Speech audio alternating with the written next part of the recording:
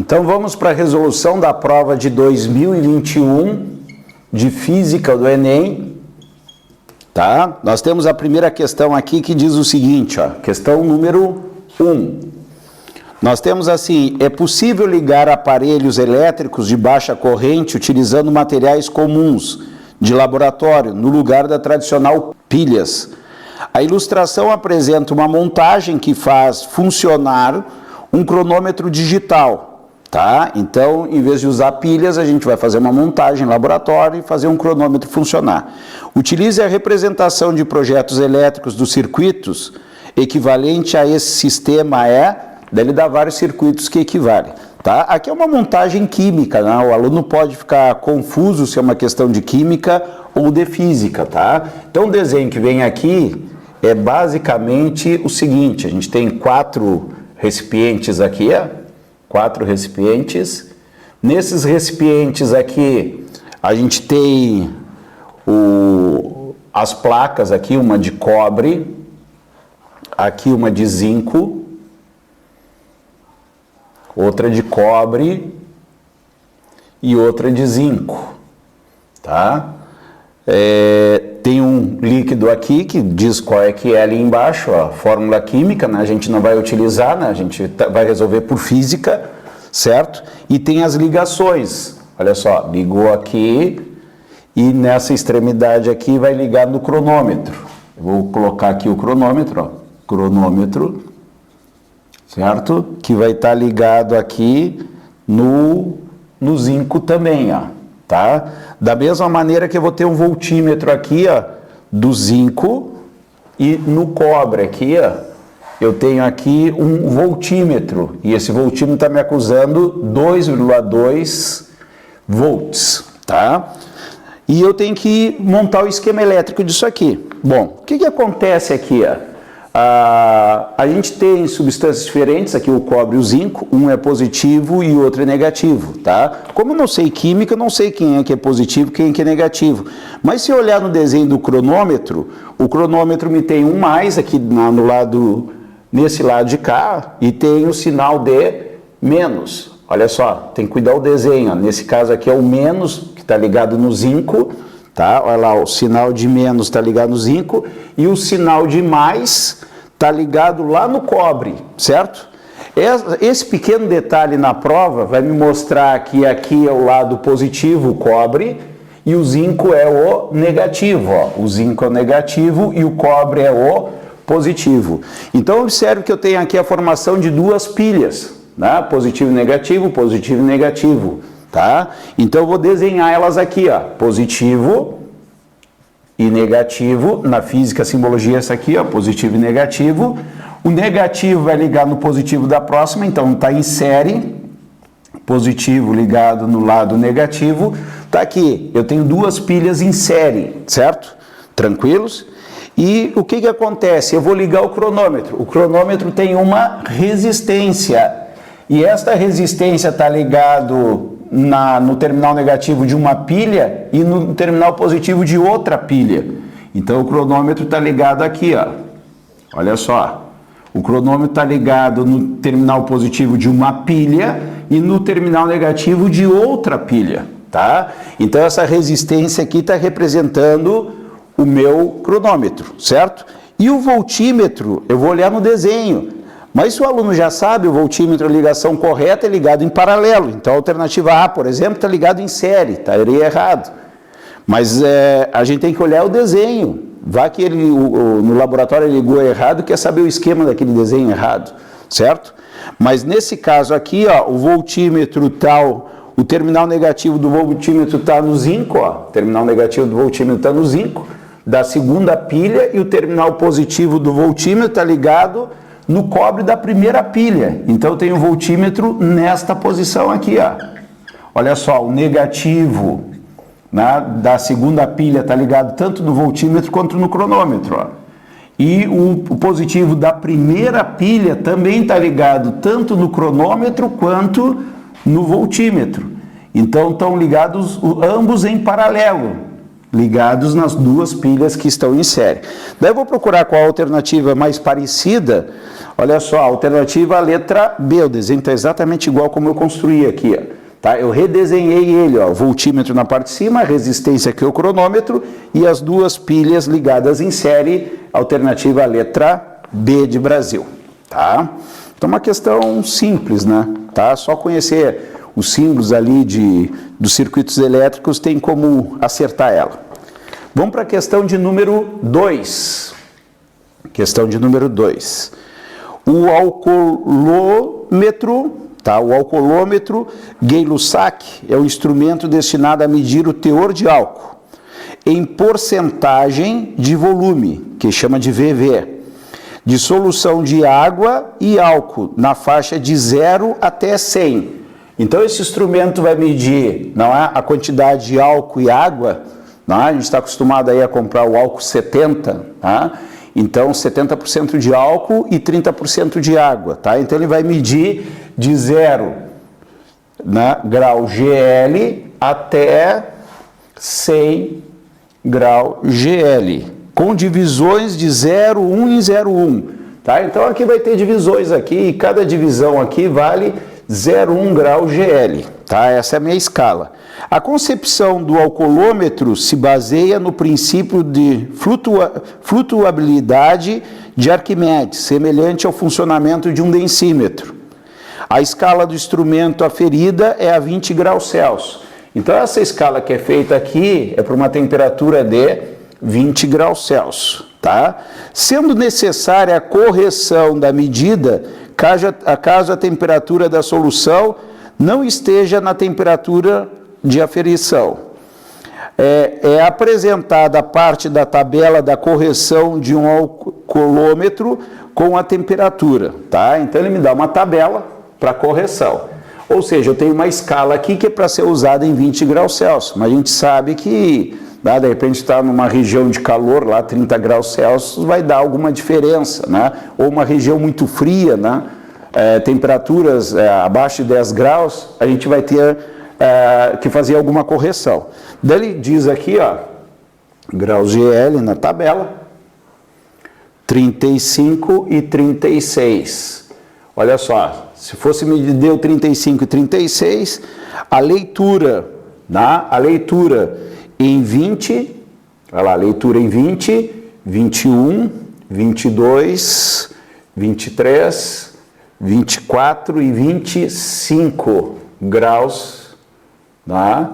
Então, graus Celsius aqui, isso é temperatura, né? Olha como varia aqui, aqui deu 35 e aqui deu 36, ó. Vai dar o valor correto, a temperatura de 20 graus Celsius, conforme fala no enunciado. E conforme vai mudando a temperatura, que eu estou aumentando a temperatura, eu vou observar o que vai acontecer com o índice. Tá? Olha lá, 35, 34,6, 34,2, 33,8, papá, aqui embaixo, 35,6, 35,2, 34,8.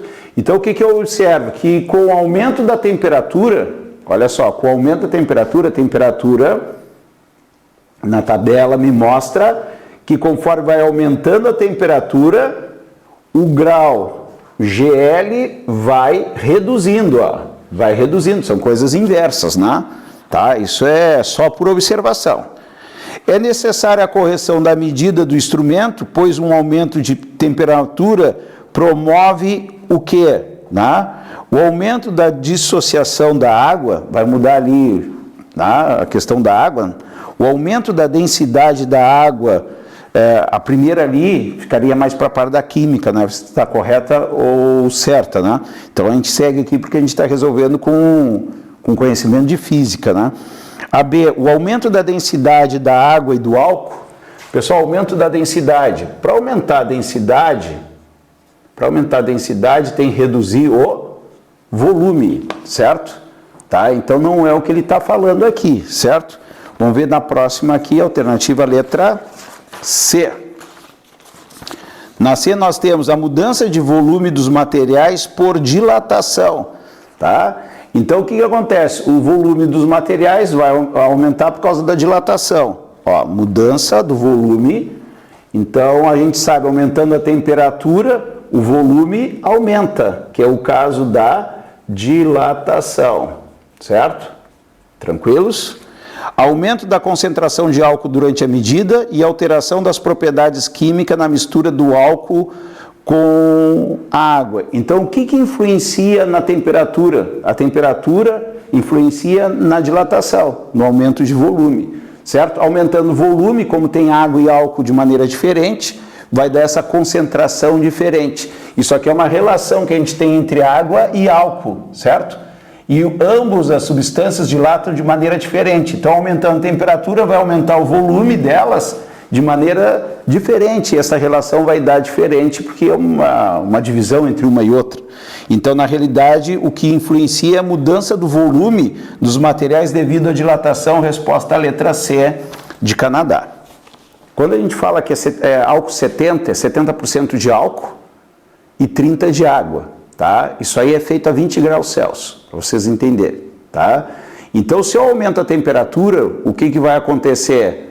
O álcool vai dilatar e a água vai dilatar diferente. E na hora de fazer a divisão, vai dar um índice diferente lá. Então, vamos supor que tem lá 70% de álcool e 30% de água. Vamos supor que a água dilate bem mais que o álcool. Eu não sei. O que vai acontecer? O álcool vai dilatar, mas a água vai dilatar mais. E na hora da divisão, em vez de dar 70%, vai dar 60 e poucos por cento. Porque a água dilatou mais do que o álcool. Tá? É isso aí que é a explicação, né? Questão de número 3. Então nós temos aqui, ó, os pesticidas organoclorados foram amplamente empregados na agricultura. Contudo, em razão de suas elevadas toxicidades e persistências no meio ambiente, eles foram banidos, tá? Então, os pesticidas, isso aqui foram banidos. Considerando a aplicação de 500 gramas de um pesticida, então a massa inicial é 500 gramas, tá? De um pesticida organoclorado em uma cultura em que, em certas condições, o tempo de meia-vida do pesticida no solo seja 5 anos, então tu botou o pesticida. Daqui 5 anos cai a metade da sua massa. Isso é o conceito de período meia-vida. Então, a cada 5 anos vai caindo a metade da massa. Então, ele me dá que o período meia-vida, né, é de 5 anos. Tá? Isso aqui é a parte de radioatividade. É uma questão provavelmente vai ser contada como química, tá? Mas a gente estuda dentro da física aí por causa dos vestibulares, então dá para a gente fazer. A massa do pesticida no decorrer de 35 anos será mais próxima de quanto? E quer saber em 35 anos. 35 anos. Presta bem atenção. A cada 5 anos a massa cai a metade. Em 35 anos vai acontecer 7 períodos na minha vida. Como é que eu sei?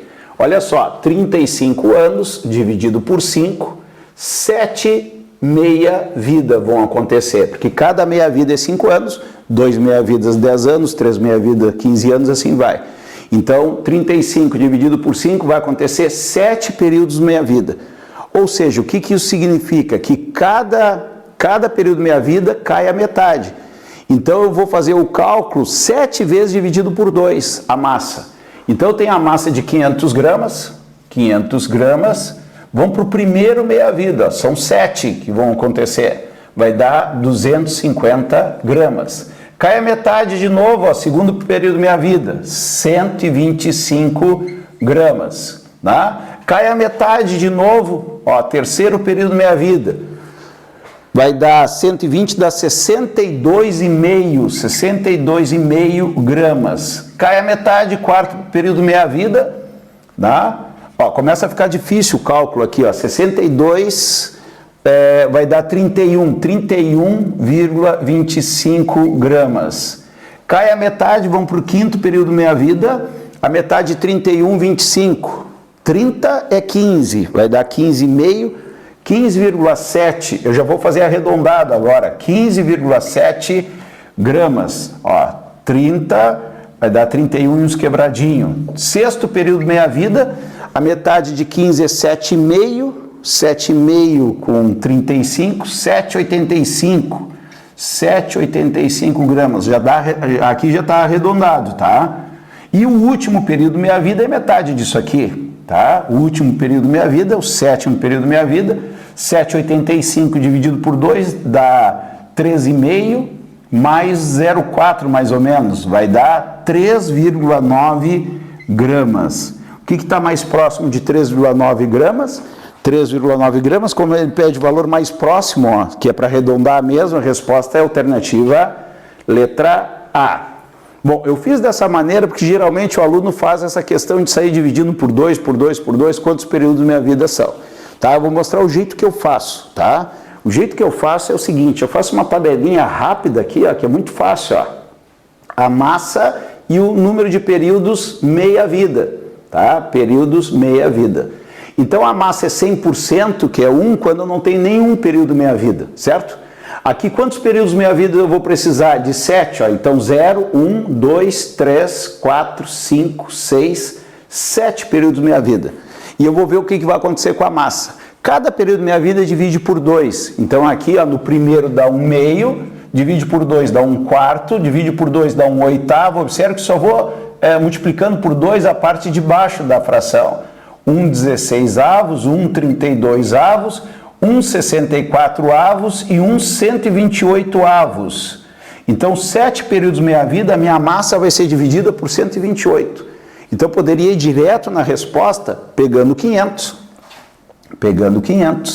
e dividindo por 128, tá? Olha só o que vai acontecer. Eu vou fazer o cálculo aqui, eu vou botar 3 aqui, ó. 3 vezes 8 dá 24, vai 2, 3 vezes 2 dá 6, 7, 8 e aqui dá 3. Sobrou 6, emprestou 9, ficou 1. Ficou 116. Coloco uma vírgula e um zero aqui. Vou para o próximo algarismo, vou botar 9 aqui. Ó. Por que eu estou fazendo a conta rápida aqui? Porque eu estou copiando a resposta aqui para mostrar para vocês que dá certo. Ó. 9 vezes 8 dá 72, vai 7. 9 vezes 2 dá 18. 18 com 7 dá 25, vai 2. 9 vezes 1 dá 9, com 2 dá 11. Olha só, praticamente fechou a conta. Então, eu chegaria a 3,9 de maneira mais rápida, certo? Mas isso vai depender do critério de cada um na hora de resolver essa questão. Questão número 4. A questão número 4 diz o seguinte: no outono, as folhas de árvore mudam de cor, de verde para tons amarelo, castanho, laranja e vermelho. Tá? Então a gente sabe que no outono é uma característica da estação, as folhas trocaram de cor, cair, aquela história toda. A cor verde das folhas deve ser o pigmento de clorofila, tá? Então a gente enxerga verde por causa da clorofila. E as plantas de folhas caducas, a produção de clorofila diminui e o tom de verde desvanece, permitindo assim os outros pigmentos, como o caroteno e a coloração amarelo alaranjado, tá? E a antocianina de tons avermelhados, tá? Então o que acontece? Ele me dá essa informação que o verde é devido à clorofila, tá? Isso aqui é quase todas as estações. Quando chega o outono, tá? Diminui essa clorofila e aumenta aqui o tal do caroteno, tá? Que é na coloração amarelo mais alaranjado, não é? E eu tenho aqui ainda a antocianina, que é nos tons avermelhados, tá? Que acontece isso aqui no outono, tá? Porque diminui a questão dos pigmentos verdes, tá? A coloração observada se dá em função da interação desses pigmentos com a radiação solar. Conforme apresentado no espectro de absorção, daí ele me dá um espectro de absorção. Aqui tem que ficar ligado, ó. Esse espectro aqui não é de reflexão, é de absorção, tá? Não esqueça que quando nós enxergamos é a reflexão da cor. Se eu enxergo um corpo verde, é porque o verde está refletindo e está absorvendo as outras cores. Se eu enxergo um corpo vermelho, é porque está refletindo o vermelho e está absorvendo as outras cores, tá? Então, eu vou copiar aqui o espectro que me foi dado, é mais ou menos assim, ó. Aqui eu tenho o violeta, aqui eu tenho o azul, aqui eu tenho o verde, aqui eu tenho o amarelo, aqui eu tenho o laranja e aqui eu tenho o vermelho, certo? Daí nós temos aqui, ó, conforme apresentado o espectro de absorção, as moléculas de clorofila absorvem as radiações solar na região do azul e do vermelho. Assim, a luz refletida pelas folhas tem falta desses dois tons e vemos da cor verde. Já as antocianinas absorvem a luz desde azul até o verde. Nesse caso, a luz refletida pelas folhas contém antocianinas, aparece conforme as cores complementares, ou seja, o vermelho e alaranjado. Então ele me dá um exemplo aqui para mim me orientar, se tu quiser usar. Ó. Ele me diz, no caso da luz refletida pelas folhas, dá antocianinas, ó, antocianinas, é as avermelhadas, tá? Aparece conforme as cores complementares, ou seja, o vermelho e o laranja, ó, o vermelho e o laranja, nessa faixa aqui, ó, que ele acaba enxergando, certo? Bom, em qual das faixas do espectro visível o caroteno absorve majoritariamente? Tá? Então ele quer saber do caroteno. Eu estou enxergando amarelo alaranjado. Cadê? Amarelo alaranjado. Eu estou enxergando aqui, ó. Se eu enxergo esta parte aqui, a parte refletida é a parte oposta, tá? Porque esse espectro é de absorção e eu enxergo a reflexão. Eu estou enxergando o amarelo alaranjado, porque a pergunta é sobre o caroteno, né? Amarelo alaranjado. O oposto ao amarelo, ele está absorvendo o violeta. E o oposto ao laranja, ele está absorvendo o azul. Então, na realidade, a absorção é entre o violeta e o azul. Ó, entre o violeta e o azul, a resposta é a alternativa, a letra A. Beleza? Tranquilos? Questão de número 5. Questão de número 5. Nós temos aqui, ó, considere a tirinha na situação em que a temperatura ambiente é inferior à temperatura corporal dos personagens. Tá? Então, vamos pegar a situação aqui para a gente poder entender, né? Então, a gente tem aqui a temperatura, né, pegar do ser humano aqui, é em torno de 36 graus Celsius. Ó. Então, o ser humano está a 36 graus Celsius. Daí ele diz que é para considerar que a temperatura ambiente é inferior à temperatura corporal. Então, é inferior a 36. Eu vou colocar aqui 20 graus Celsius por enquanto, tá? Daí tem a tirinha que a gente vai ler agora, tá? Tá quente hoje, né? E o outro personagem fala, é mesmo, mas o que me incomoda mesmo é a umidade, né? Você não gosta de umidade, eles vêm descendo uma lomba ali, não mesmo, então salta correndo, porque eles vão cair dentro d'água, né? Então quando fala em umidade, nos lembra de água, umidade, tá? Lembra água, mas água aonde? Água no ar. Então, quanto maior a quantidade de água no ar, né, maior é a umidade. E ele está dizendo que dias quentes, o que incomoda ele é a umidade, tá?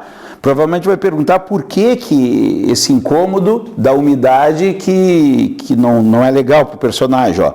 O incômodo mencionado pelo personagem da tirinha deve-se ao fato de que em dias úmidos, o que acontece? Ele fala que está calor um dos personagens. 20 graus não é calor, mas vou botar assim, ó, 32 graus.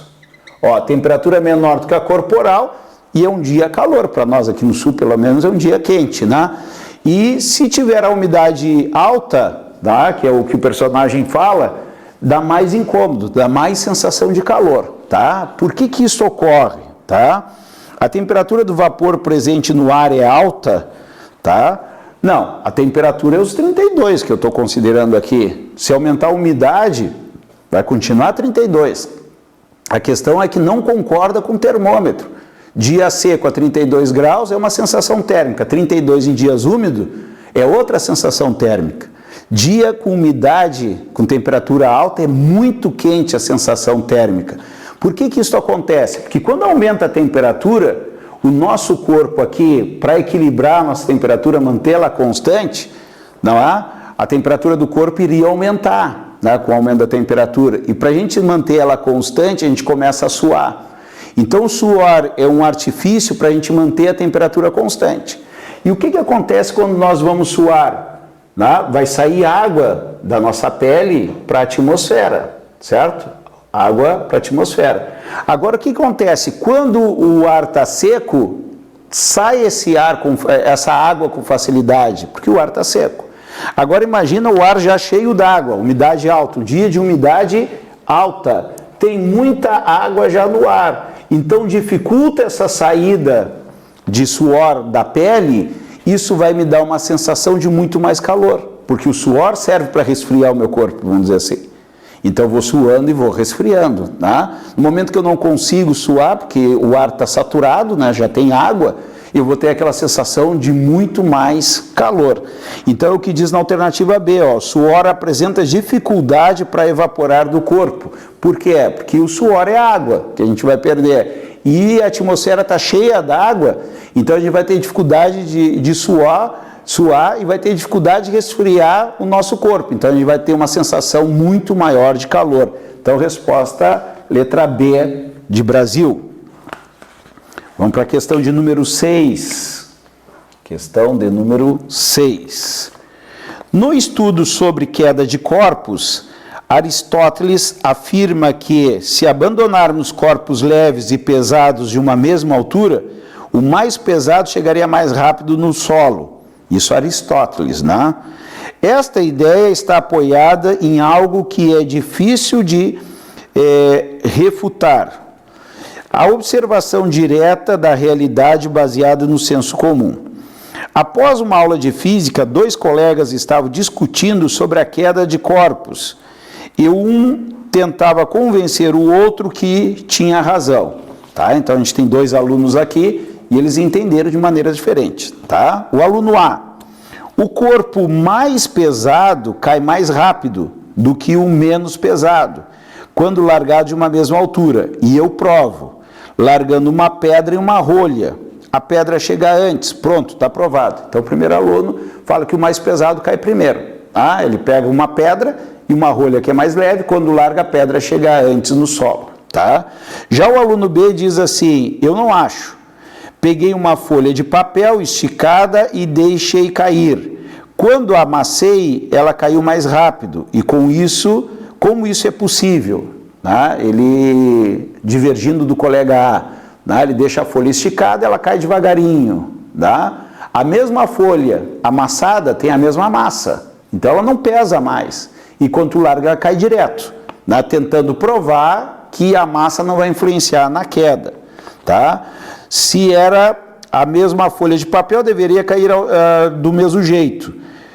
Tem que ter outra explicação. Tá, isso aqui mostra de onde tirou o texto. O aspecto físico comum que explica a diferença de comportamento dos corpos em queda nessa discussão é o quê? O que está influenciando ali para deixar eles confusos? Não é? Porque a gente estuda na queda livre que os corpos caem de alturas iguais em tempos iguais. Isto no vácuo. Pessoal, o que é o vácuo? Pessoal, o vácuo é a ausência de ar. Tá? Não tem ar. Mas o que o ar faz?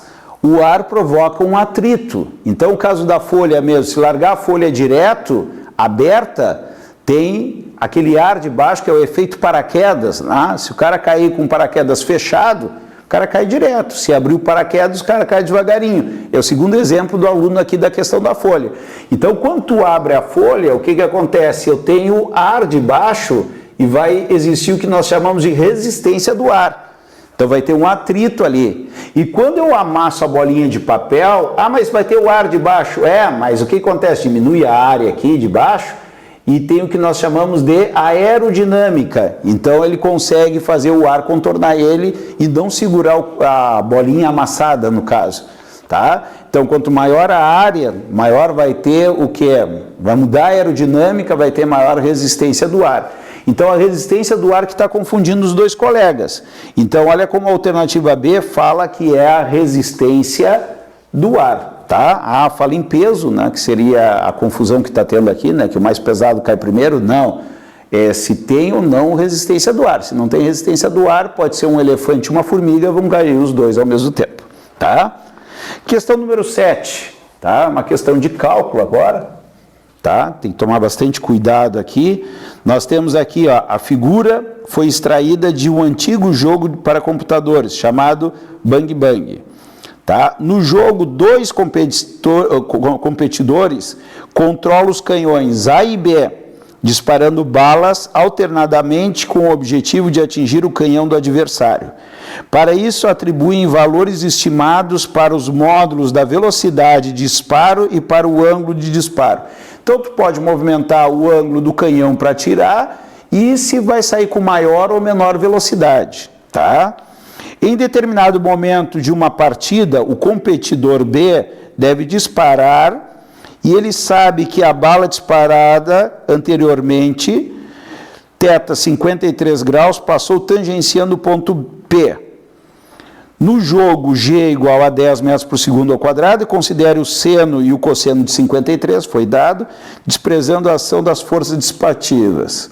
Com base nas distâncias dadas e mantendo o último ângulo de disparo, então ele vai manter os 53 graus, que foi o último tiro que ele deu, e ele sabe que tangenciou o ponto P, tá? Então, mantendo, com base nas distâncias dadas e mantendo o ângulo de disparo, qual deveria ser aproximadamente o menor valor de V0 que permita o disparo efetuado pelo canhão B atingir o canhão A? Então eu tenho que dar um tiro e atingir o canhão A. O canhão A está lá em cima, vou fazer um esboço da questão aqui, ó, tá? É mais ou menos isso aqui, e o canhão B está aqui embaixo.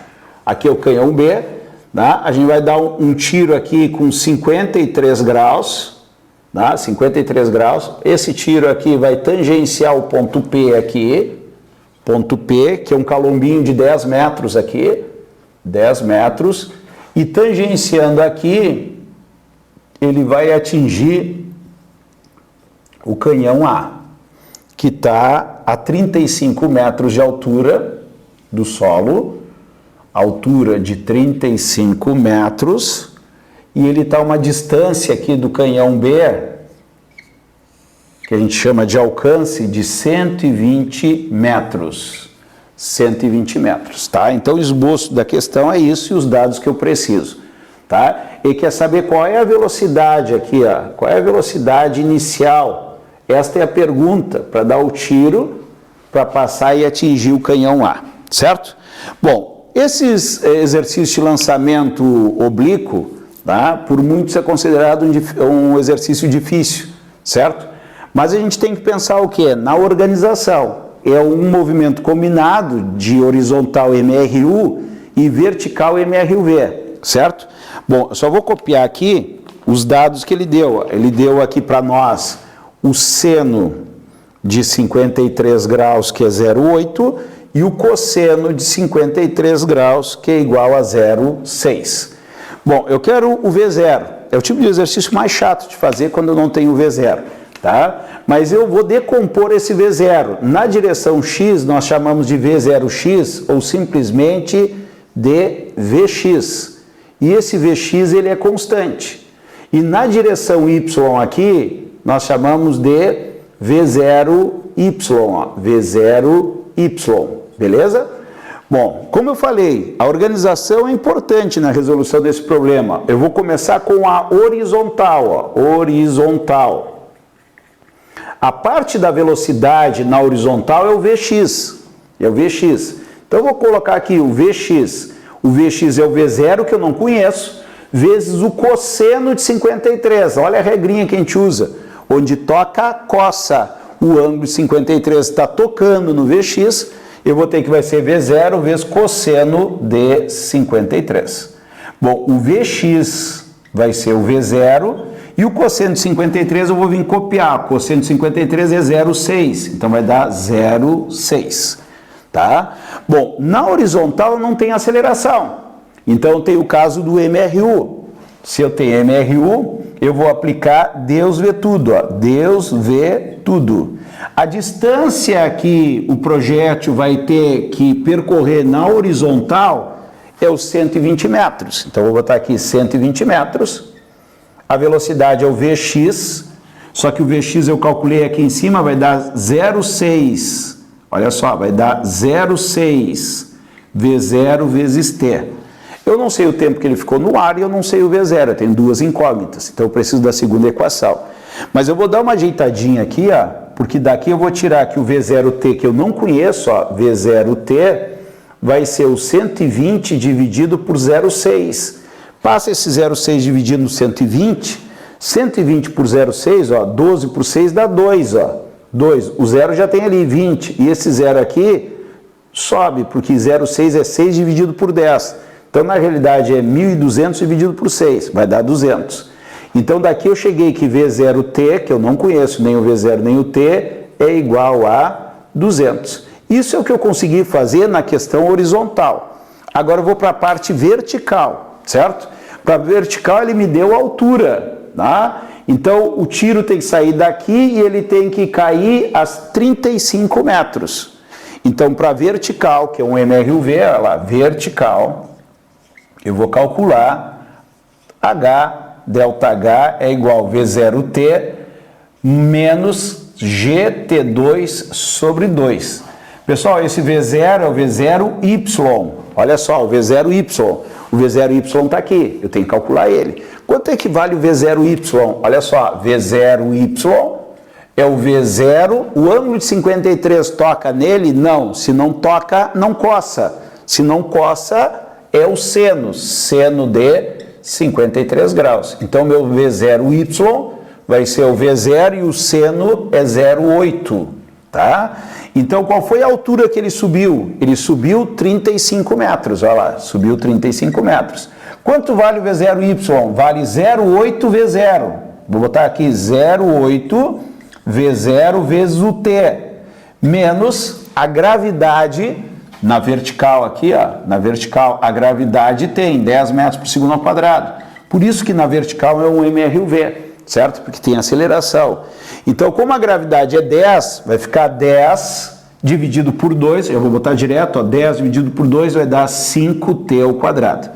Nesse momento, o aluno pode pensar aqui em fazer uma Bhaskara, porque deu uma equação de segundo grau, mas observe o seguinte, que o V0T, ó, o V0T, eu posso completar aqui, ó, V0T é igual a 200. Eu vou botar 200 lá e eu vou achar o tempo que isso ocorreu. Ah, mas não é o tempo que ele pergunta. Não interessa, mas é o que eu posso achar. Vou achar o tempo que levou para o tiro chegar até o A. Achando o tempo, eu volto aqui nessa equação e acho o V0. Daí está pronto. Então, vamos lá. Eu tenho 35 aqui, 35. 0,8 no lugar do V0T, eu vou colocar 200. Menos 5T ao quadrado. 35, 0,8 vezes 200, 8 vezes 2 dá 16, 160 menos 5T ao quadrado. Passa 5T ao quadrado para cá para ele ficar positivo, e aqui fica 160 menos 35. T ao quadrado vai ser 160 menos 35 dá 125. 125, é isso? Menos 30, 125, e esse 5 passa dividindo. Quando eu dividir aqui 125 por 5, 100 por 5 dá 20. 25, vai dar 25. Tempo ao quadrado é igual a 25, ou seja, o tempo é igual a raiz de 25, ou seja, o tempo é igual a 5 segundos. Então, esse tiro leva 5 segundos para atingir o canhão A. Mas o que ele quer saber é a velocidade inicial do tiro. Eu volto aqui, a velocidade inicial não sei, mas o tempo é de 5 segundos que eu calculei é igual a 200. Ou seja, o V0 é igual a 200 dividido por 5, a velocidade inicial é de 40 metros por segundo. 40 metros por segundo, 40 metros por segundo, a gente tem como alternativa correta a letra C de Canadá. Questão número 8. Questão de número 8. Tá? Analisando a ficha técnica de um automóvel popular, verificam-se algumas características em relação ao seu desempenho. Considerando o mesmo automóvel em duas versões, uma delas funcionando a álcool e outra a gasolina, tens os dados apresentados no quadro em relação ao desempenho de cada motor. Então, eu vou ter o mesmo modelo de carro, tá? Um a álcool e outro a gasolina para comparar, tá? Então, nós temos aqui os parâmetros, tá? Aceleração, e nós temos velocidade máxima que ele atinge, tá? Então, nós temos o mesmo carro em dois modelos, tá? A gasolina acelera de 0 a 100, tá? De 0 a 100 km por hora, tá? Num tempo de 13,4 segundos, e o motor a álcool, ele vai acelerar de 0 até 100 km por hora, para poder comparar, tá? Em 12,9 segundos. E na parte baixa aqui a gente tem a velocidade máxima, 165 km por hora e 163 km por hora que atinge o automóvel. Tá? Então vamos ver agora quais as perguntas aqui, ó. Considerando desprezível a resistência do ar, qual versão apresenta a maior potência? Pessoal, a pergunta é sobre potência, tá? Então nós temos aqui que potência é energia sobre tempo, certo? Bom, que energia é essa que o carro vai ter? Energia cinética, ele vai sair da velocidade 0 e vai até 100 km por hora, tá? Então na realidade seria a variação da energia cinética aqui, ó, variação da energia cinética. Tá? O que acontece aqui? Ó, a variação da energia cinética é a mesma. Por quê? Porque energia cinética é massa vezes velocidade ao quadrado dividido por 2. É o mesmo automóvel, tem a mesma massa. Eles atingem a mesma velocidade, não é? Dividido por 2, que é uma constante, a energia é constante. Então, quem vai ter a maior potência vai ser quem conseguir atingir isso em menor tempo. Certo? Então, quem é que consegue chegar aos 100 km por hora em menor tempo? A gasolina é 13,4 e a álcool é 12,9. Então, o motor a gasolina é menor potência, então vou botar assim, a potência do álcool é maior, tá? Então, o motor a álcool tem maior potência. Vamos ver as alternativas aqui, tá? Considerando desprezível a resistência do ar, qual versão apresenta a maior potência?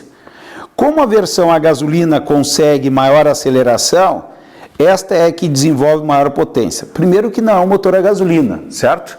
Tá? E o que acontece aqui? Ele está me dizendo aqui que a versão a gasolina consegue maior aceleração. Pessoal, a aceleração é ΔV sobre ΔT. Tá? Os dois têm a mesma variação de velocidade, só que vai ter a maior aceleração quem tiver menor tempo. Ó. A aceleração é ΔV sobre ΔT. Para ter a maior aceleração tem que ter menor tempo. Então quem tem a maior aceleração é o álcool, não a gasolina. Totalmente errada a alternativa A. Como a versão a gasolina atinge o maior valor de energia cinética, esta é a que desenvolve maior potência. Aqui ele tenta induzir o aluno ao erro, tá? Ele fala como a versão a gasolina atinge maior valor de energia cinética. Daí tu olha para a velocidade, isso é verdade, tá? Mas na realidade eu tenho que comparar de 0 até 100, tá? Que a energia vai ser a mesma, tá? Porque a potência tem a ver com a energia e com o tempo. Ele atinge maior velocidade, mas em quanto tempo ele leva para acontecer isso, tá? Então não posso afirmar. A terceira, com a versão a álcool, a versão a álcool, maior potência, tá fechando. Ó.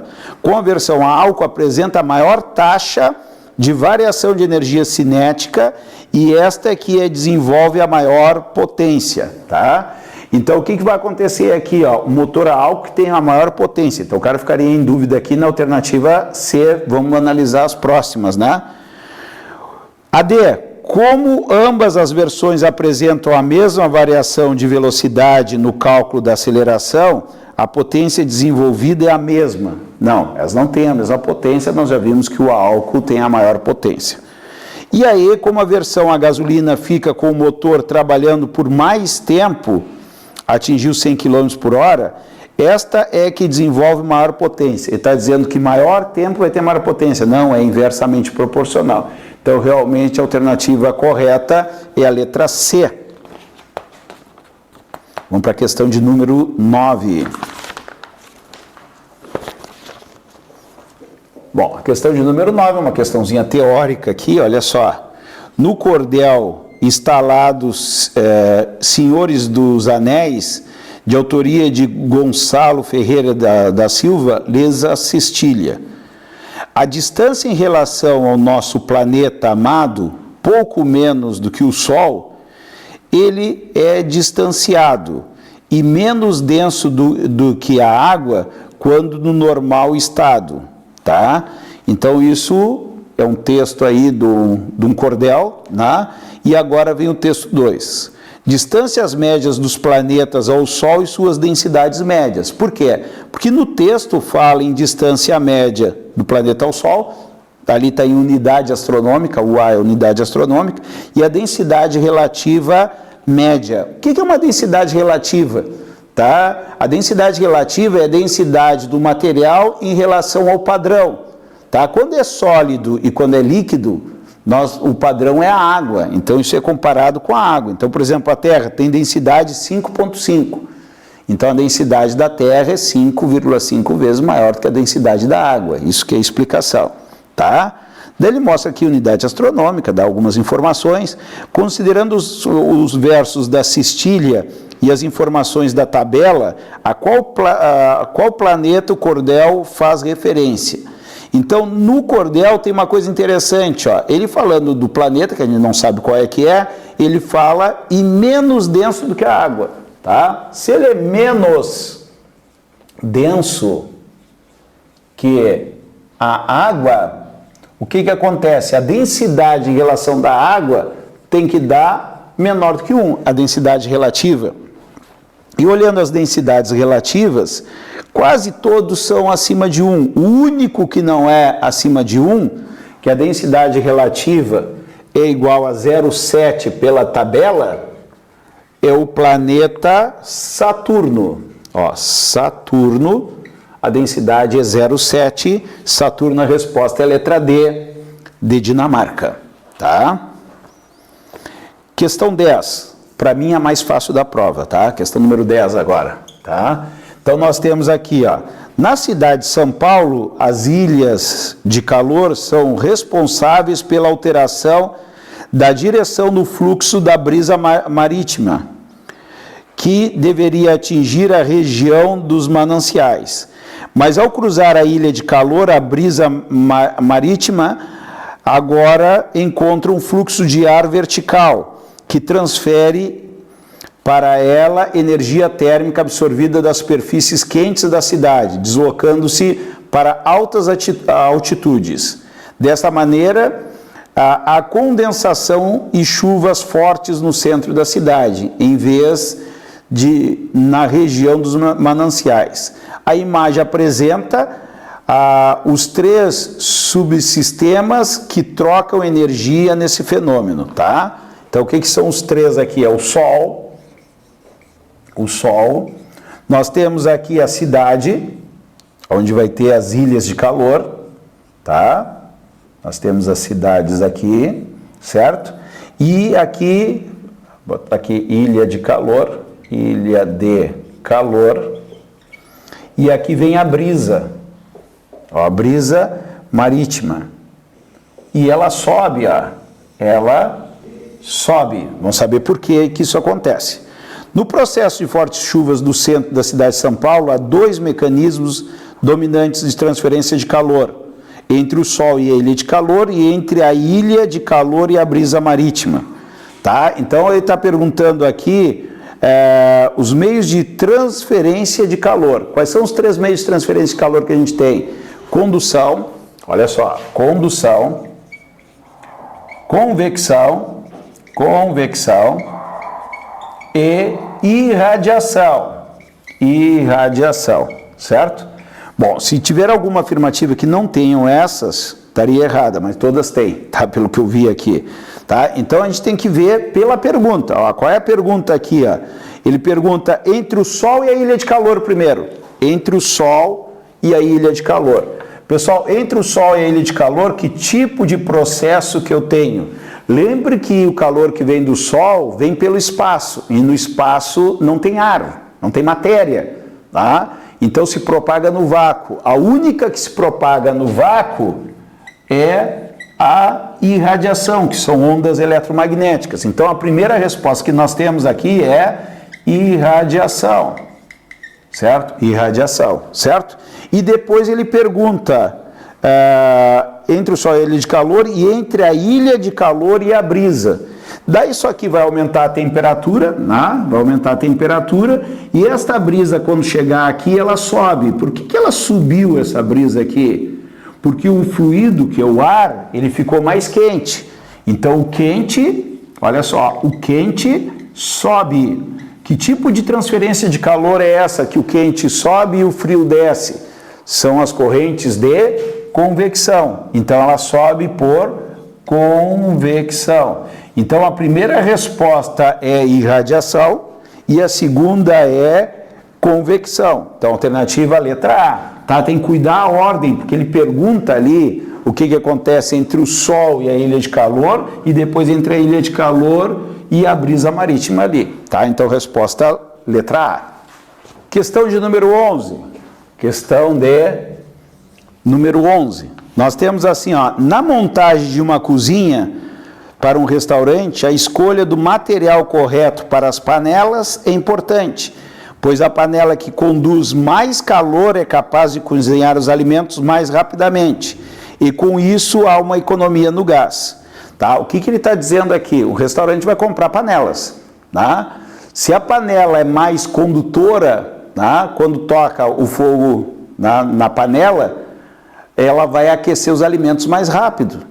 E daí eles vão ficar prontos em menos tempo. Daí tu vai usar menos tempo o gás, tu vai ter economia de gás, tá? Então tu quer panelas mais condutoras, né? Para isso. A taxa de condução do calor depende da condutividade, o K, do material e da área A, da diferença de temperatura e da espessura D do material, sendo dada pela relação. Pessoal, isso aqui na realidade é o fluxo de calor, ó. E diz que o fluxo de calor é a quantidade de calor por tempo, tá? Isso aqui é tempo, tá? Ou é K, que é o material, a condutividade térmica, a área, a variação de temperatura dividido pela espessura do fundo da panela. Aqui está chamando de D, eu chamo de E na aula, mas é a mesma coisa. Isso aqui é variação de temperatura. Variação de temperatura. Tá? Em panelas com dois materiais, a taxa de condução é dada. Bom, isso aqui é para um material, ó, um material, tá? Panela com dois materiais, a fórmula já é a seguinte, ó, delta Q sobre delta T, que é o fluxo, vai ficar aqui Ka delta T, e aqui embaixo fica D1 mais D2 dividido por K1 e K2. Tá? Esse K não tem aqui, tá? Tem no material de vocês, mas não tem, porque tá ali embaixo ali. Tá? Daí diz assim, em que D1 e D2 são a espessura dos dois materiais, e K1 e K2 são as condutividades de cada material. Os materiais mais comuns no mercado para panela são de alumínio, tá? Então nós temos panela de alumínio, que o K do alumínio é 20 watts por metro Kelvin. O do ferro, que a condutividade é 8, e do aço, que a condutividade é 5. Depois o do aço, que é tanto, combinado com o cobre, aço mais cobre, né? Aço mais cobre vai ser 40 por metro Kelvin. Deixa eu ver se eu entendi certo aqui, ó. São de alumínio tal, de ferro tal e o aço tal. Combinado com o cobre é tal. Comparando uma panela de ferro, ó, uma de alumínio e uma composta de espessura em cobre, de espessura de aço, cobre, não, esse aqui é só o cobre, tá? Só o cobre. Então eu vou comparar agora uma panela de alumínio, eu vou comparar aqui, comparando uma panela de ferro, primeiro de ferro, comparando uma panela de ferro, tá? Uma de alumínio e outra composta de espessura de cobre mais aço, tá? Todas com a mesma espessura total e com a mesma área de fundo, tá? Então a área é igual para todas, área igual, e a espessura é D, tá? Claro, aqui como tem duas, fica meio a meio. A ordem crescente da mais econômica para a menos econômica. Pessoal, aqui tem que tomar cuidado. A ordem crescente do que é da mais econômica para a menos econômica. Pessoal, qual é a panela mais econômica? Tá? É que tem o fluxo de calor maior ou menor? O fluxo de calor maior. E a menos econômica, que vai economizar menos, que tem o fluxo de calor menor. Então agora eu vou calcular o fluxo de calor de cada uma delas e comparar, certo? Vamos fazer isso. Bom, aqui é de ferro. Qual é o fluxo de calor? Vamos calcular aqui. O fluxo de calor para um material é esse, ó, K do ferro. Vou procurar o K do ferro aqui. 8 vezes a área. A área A diz que todas têm a mesma área. Vou ter a mesma variação de temperatura, ΔT, dividido pela espessura, que ele fala que todas são iguais. Então, vou chamar de D. Esse é o fluxo da panela de ferro. Muito parecido com as questões de matemática que a gente trabalha, que é por comparação. A do alumínio, o fluxo do alumínio, vai ser, o K vale quanto? O K do alumínio vale 20. Aqui é A ΔT dividido por D. E por último, eu tenho aqui o cobre mais o aço. Então o fluxo vai ser, quando é dois materiais, ó, a área ΔT, que é igual para todas, e aqui a espessura. Pessoal, o total dá o mesmo D, então fica, esse D aqui, ó, fica a metade para cada um. Então é meio D para cobre e meia distância de panela para o aço. Então eu vou ter aqui D sobre 2, dividido pelo K do cobre, que é 40, mais D sobre 2, na outra metade, de aço. O do aço é igual a 5. Pessoal, vou comparar aí, tá? O ferro e o alumínio já daria para comparar. Eu já vou cortar isso aqui, ó. Na comparação, isso aqui não vai influenciar, que é a área e o ΔT. Então, o fluxo do ferro é 8. Olha lá, o fluxo do ferro é 8. O fluxo do alumínio é 20. Já sei que a panela de alumínio é melhor do que a de ferro, certo? Não para a saúde, né? Mas no nosso exercício aqui. E o pepino é calcular esse troço aqui. Vamos calcular. Olha lá. O φ de uma panela de cobre com aço.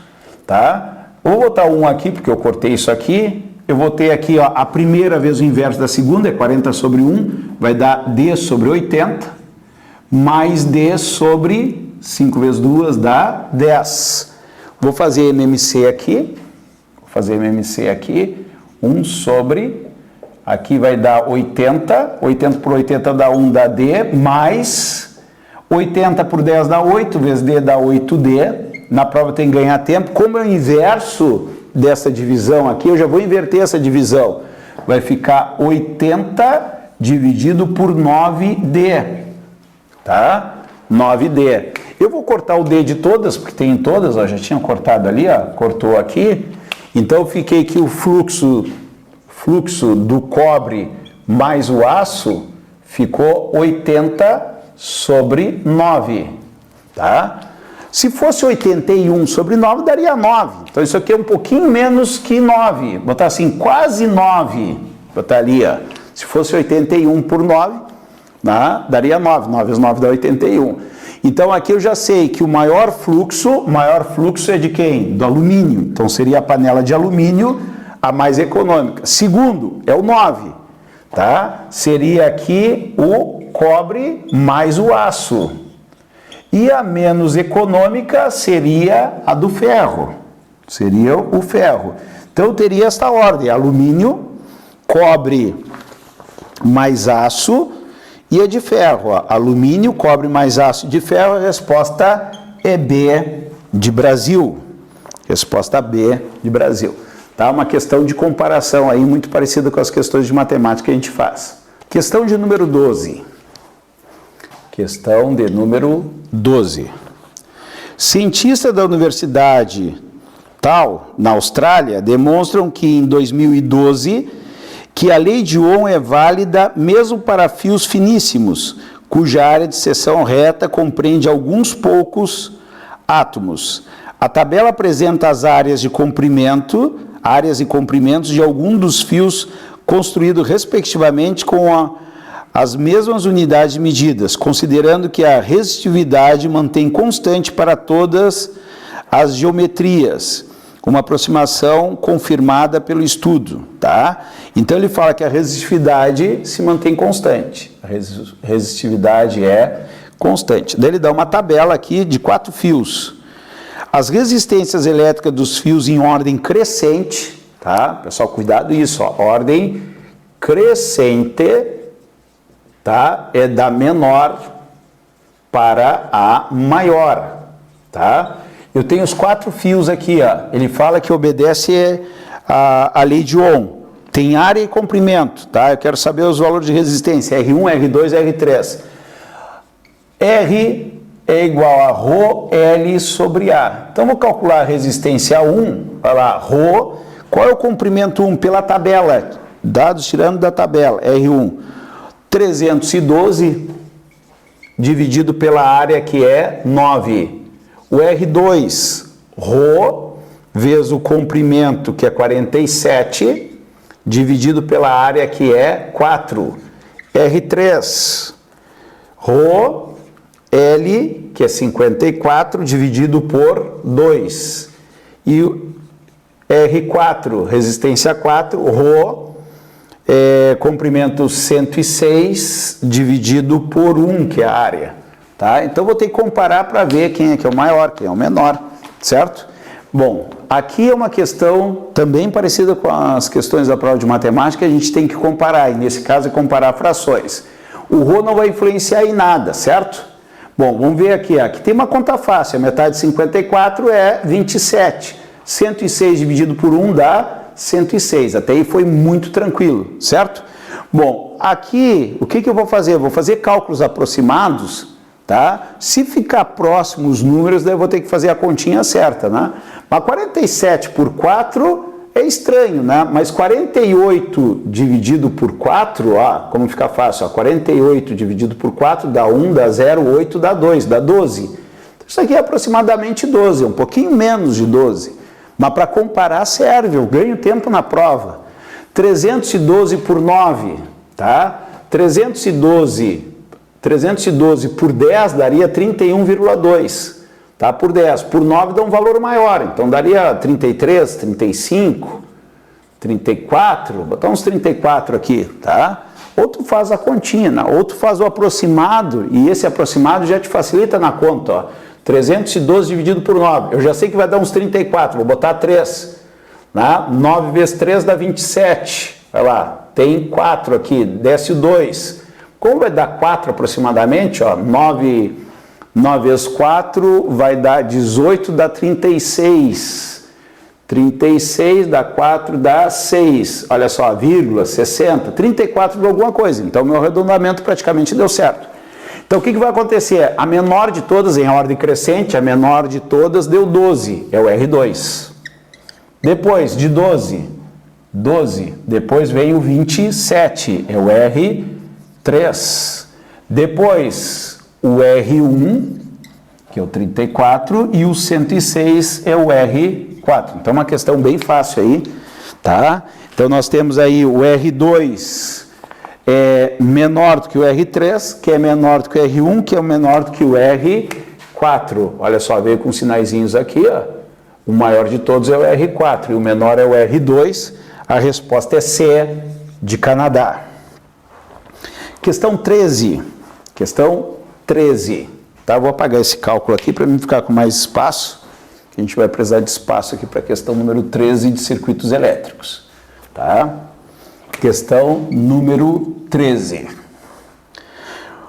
Um garoto precisa montar um circuito que acenda 3 lâmpadas de cores diferentes. Daí mostra ali a verde, a vermelha e a azul. 3 lâmpadas de cores diferentes. Uma de cada vez. Tá? Então isso é uma informação importante. Tem que acender lâmpadas, tá? Acender lâmpadas diferentes, uma de cada vez, tá?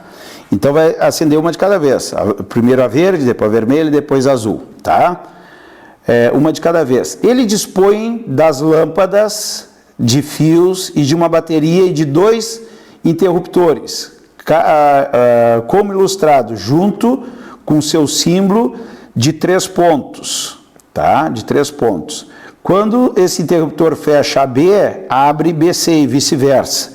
Pessoal, o interruptor a gente tem que prestar atenção, ó. O interruptor é de 3 pontos, ó. Ponto A, ponto B e ponto C. Então, o que acontece aqui, ó?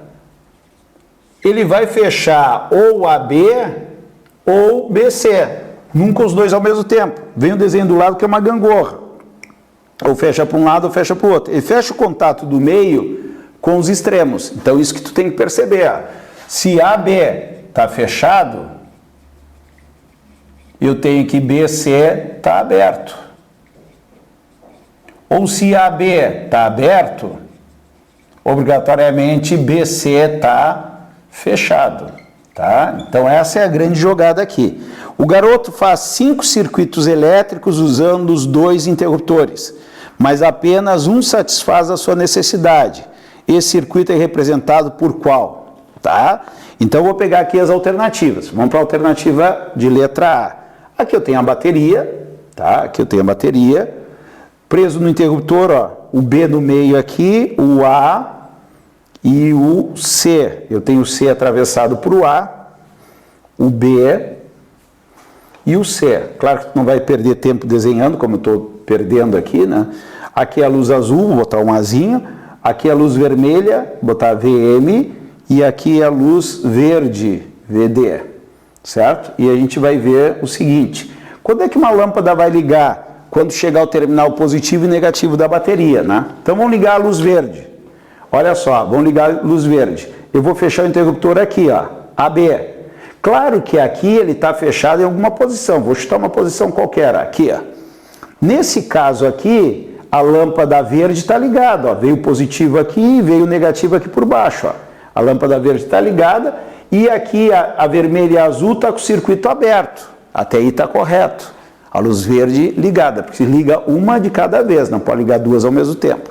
Bom, agora eu vou tentar ligar a luz vermelha. Para ligar a luz vermelha, como eu tenho essa ponte aqui, ó, eu tenho que passar esse interruptor aqui para baixo. Ó. Liguei o vermelho, ó.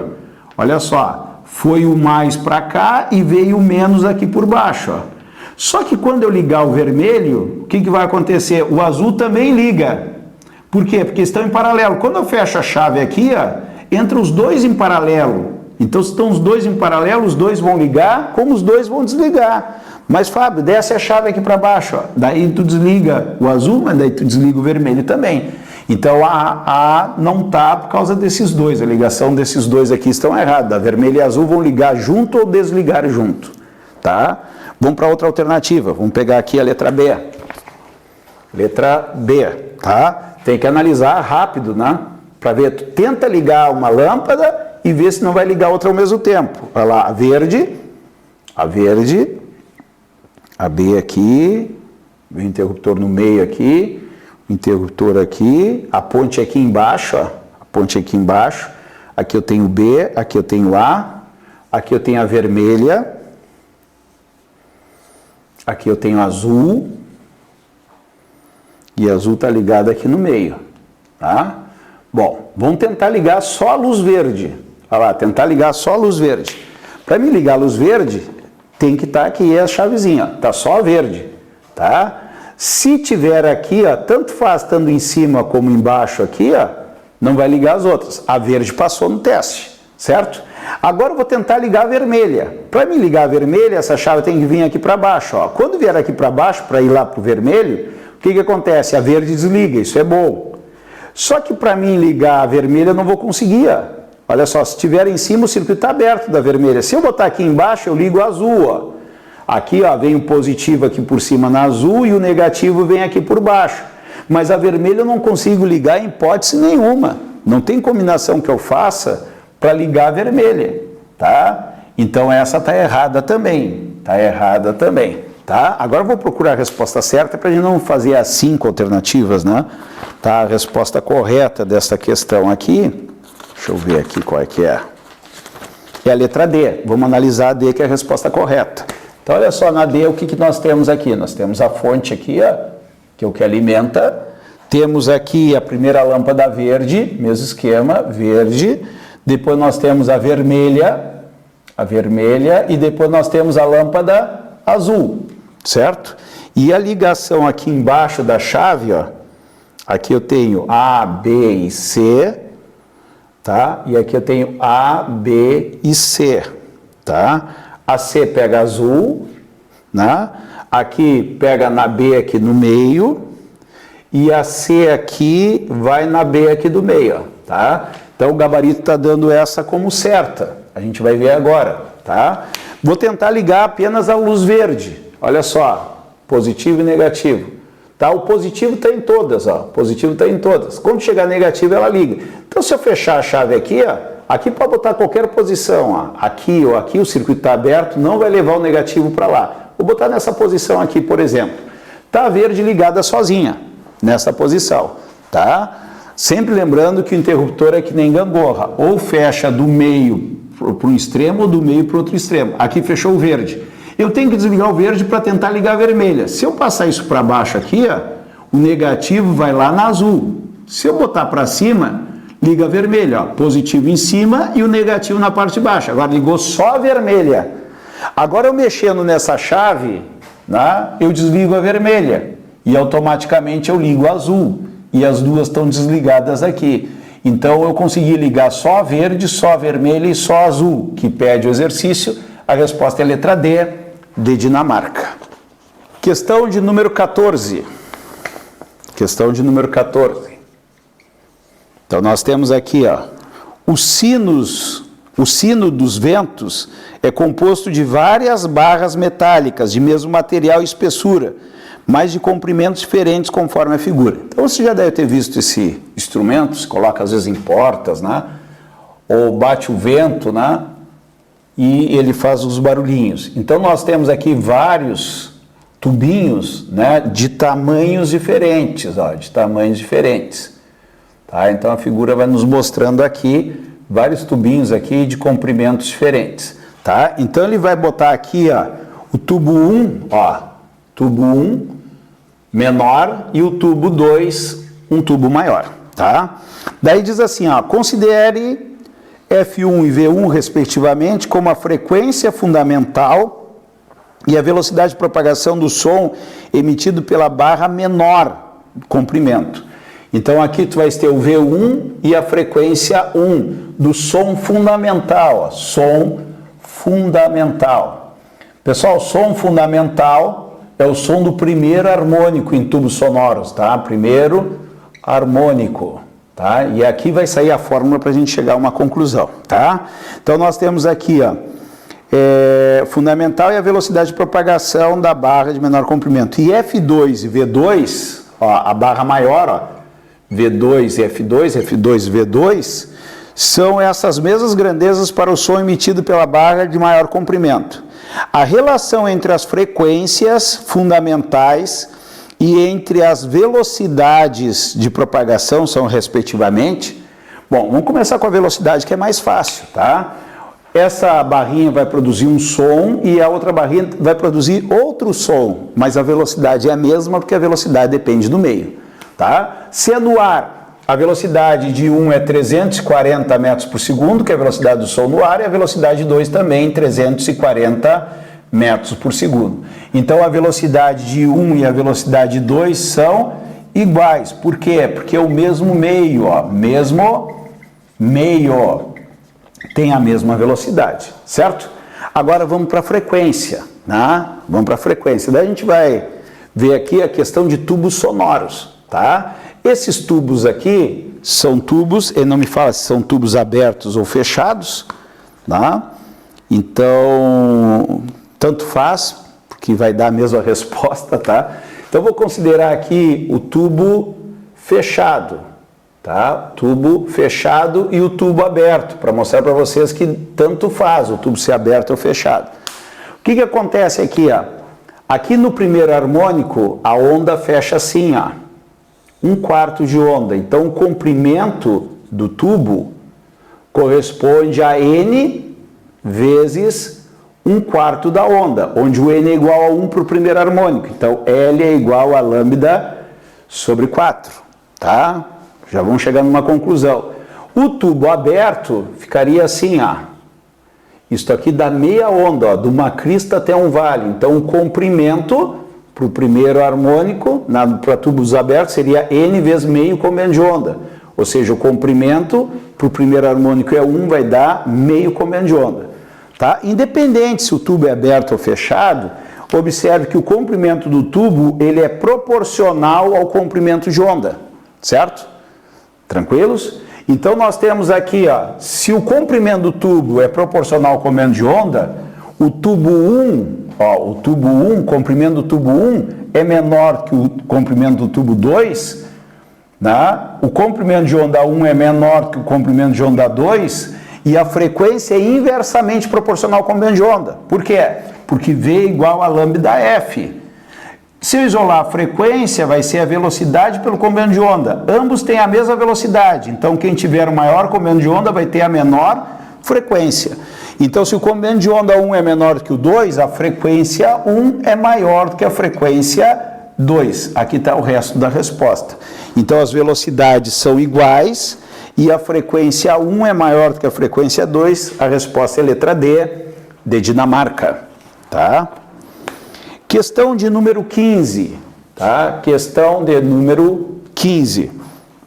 Duas esferas carregadas com cargas iguais em módulo e sinais contrários estão ligadas por uma haste rígida isolante na forma de haltere. Tá? Então nós temos aqui, ó, duas esferas com o mesmo módulo, né? Vou botar aqui Q e Q, só que uma positiva e a outra negativa ligada em forma de haltere. Tá? Então nós temos assim, ó, o sistema se movimenta sobre a ação da gravidade numa região onde tem um campo magnético B uniforme da esquerda para a direita. Nós temos um campo magnético da esquerda para a direita. Da esquerda para a direita. O campo magnético da esquerda para a direita.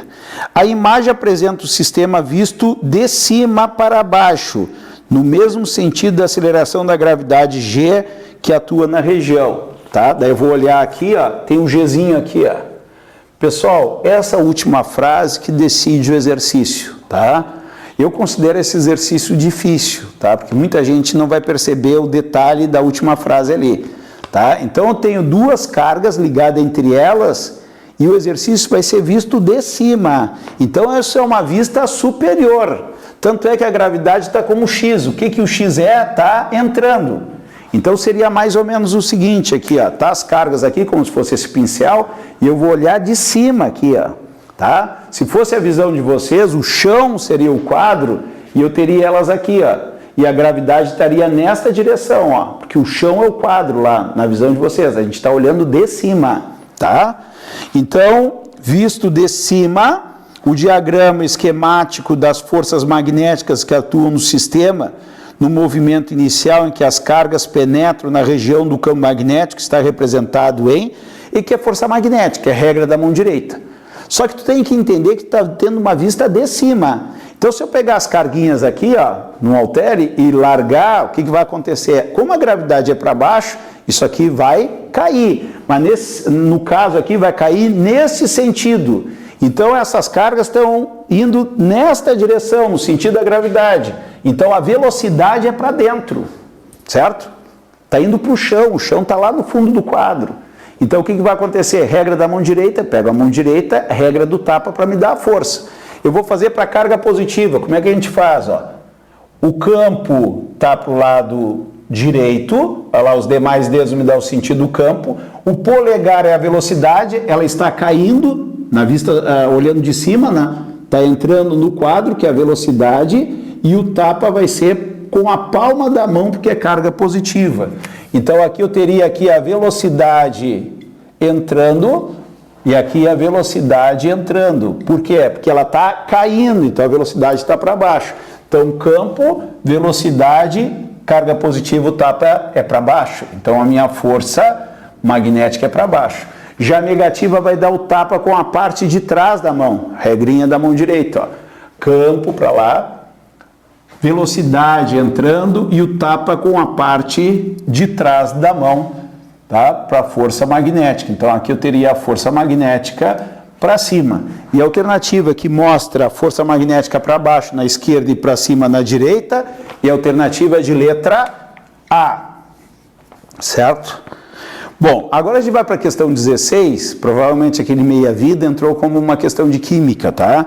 Então a gente vai ter a questão de número 16. Esta questão é a seguinte, ó. O eletrocardiograma é um exame cardíaco que mede a intensidade dos sinais elétricos advindos do coração. A imagem apresenta o resultado típico obtido por um paciente saudável e a intensidade do sinal VEC em função do tempo. Então ele me mostra o gráfico, tá? A intensidade do sinal é esse VEC, tá? E aqui eu tenho o tempo em segundos, tá? E um eletrocardiograma tradicional, ó, tá? Um eletrocardiograma tradicional, ó. Então os batimentos vão se repetindo, tá? De acordo com o eletrocardiograma apresentado, qual foi o número de batimentos cardíacos por minuto desse paciente durante o exame? Então, olha a pergunta, do que é o batimentos por minuto, tá? Tem várias maneiras de fazer, tem pela questão de lógica, certo? O que acontece aqui, ó? É todo quadriculado aqui, ó, todo quadriculado. Então, o que acontece aqui? Ele mostra que um quadrinho aqui, ó, um quadrinho vale 0,2 segundos, ó, 0,2 segundos, tá? E eu quero batimentos por minuto, certo? Bom, é mais fácil a gente se apoiar na teoria, certo? Pessoal, como o gráfico está me dando o tempo, se eu pegar o tempo de um ciclo completo, esse tempo é o meu período. Bom, se eu tenho período, eu tenho frequência, tá? Ah, uma frequência cardíaca, depois a gente converte para isso, tá? Então, vou ver aqui qual é o período, qual é o tempo que leva para começar a repetir o batimento cardíaco. Se cada quadrinho é 0,2, eu vou contar quantos quadrinhos tem de pico a pico, tá? Tem uma das partes aqui que já vem pontilhadinha aqui, ó, já te chamando a atenção. Então, eu vou contar os quadrinhos aqui, ó. Eu tenho 1, 2, 3, 4, 5 quadrinhos aqui, ó. 5 quadrinhos. Então, o meu período vai ser 5 quadrinhos vezes, cada quadrinho é 0,2 segundos. 5 vezes 0,2 vai dar 1 segundo. Então, eu achei que o período é 1 segundo. Daí tu vai dizer assim, pô, mas o que tem a ver isso com batimentos por minuto? Se eu sei o período, eu sei a frequência, porque a frequência é o inverso do período. Se eu fizer 1 sobre 1, a minha frequência vai dar 1 Hz. O que é o Hertz? O Hertz é quantos batimentos eu tenho por segundo, porque sempre Hertz é por segundo. Então a minha frequência é 1 batimento por segundo. Ó, 1 batimento por segundo, tá? Vamos ver se teria a resposta 1, ainda bem que não tem, tá? 1 é o batimentos por segundo. Ele quer saber o número de batimentos por minuto. Se eu tenho uma frequência de 1 batimento por segundo significa que o coração bate uma vez em um segundo. Se eu quero em um minuto corresponde a quanto? A 60 segundos. Ó, em 60 segundos, que é 1 minuto, vai me dar a minha resposta X, que é o número de batimentos que eu vou ter em 1 minuto, certo? X vezes 1 dá X, e aqui 60 vezes 1 são 60 batimentos por minuto. 60 batimentos por minuto, a resposta é a letra B de Brasil, e aqui a gente encerra a prova de física de 2021.